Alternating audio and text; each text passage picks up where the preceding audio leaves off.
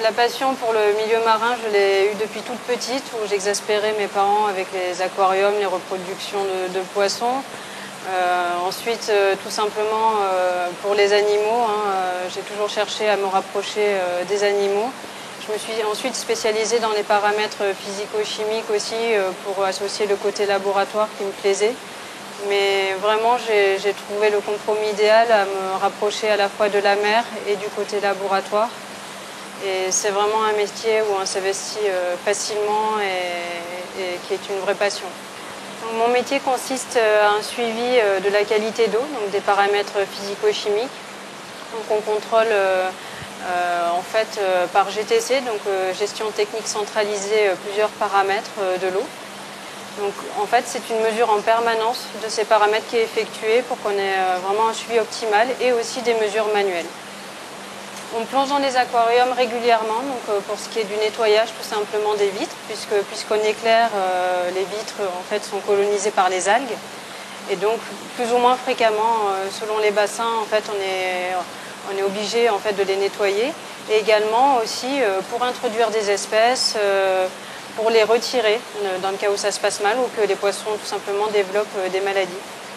J'ai été particulièrement attirée par le musée depuis très longtemps pour la culture du corail parce que c'était vraiment une spécialité du musée. Ils ont été les premiers en fait, à bouturer du corail et à pouvoir le cultiver dans des conditions optimales. Donc c'était un élément qui me passionnait énormément. On effectue une reproduction donc, sexuée et non sexuée pour les coraux. Donc, sexuée uniquement avec une espèce qui se reproduit dans les bassins.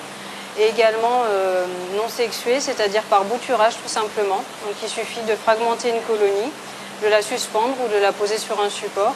Et par multiplication des polypes, on va en fait cultiver tout simplement les coraux qui vont se développer et grandir dans des conditions optimales de température, salinité et paramètres. C'est dans le but de les exposer dans nos aquariums tout simplement. Ensuite, on peut avoir recours à des échanges entre organismes également, entre aquariums. Donc ça évite bien sûr un prélèvement dans le milieu naturel.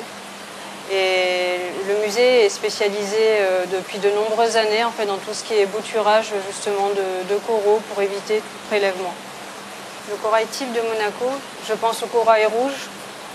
C'est une espèce qui est patrimoniale, emblématique, qui est connue depuis la préhistoire. On sait que depuis le paléolithique, il y a eu confection déjà de bijoux.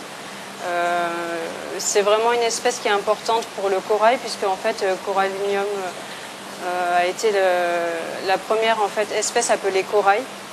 Donc c'est vraiment important. Et elle a eu une importance à la fois culturelle et commerciale au fil des siècles qui ne s'est jamais émoussée. Donc c'est vraiment une espèce qu'on maintient ici depuis longtemps et qui est importante à présenter au public. On en trouve encore dans le milieu naturel, on a des zones dans la réserve du Larvoto où le corail rouge est présent, comme dans le tombant du Loves entre 50 et 30 mètres. Également une grotte à corail où le corail persiste encore. Alors il y a eu pas mal justement de campagnes qui ont été effectuées pour voir si le bouturage était possible sur le corail rouge.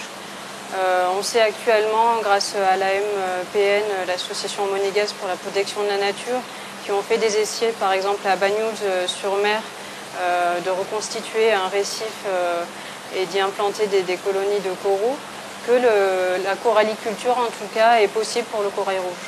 On s'ennuie jamais. On s'ennuie jamais ici. On a toujours 1000 idées, 1000 choses à faire. Le temps nous manque et on est totalement investi par notre métier.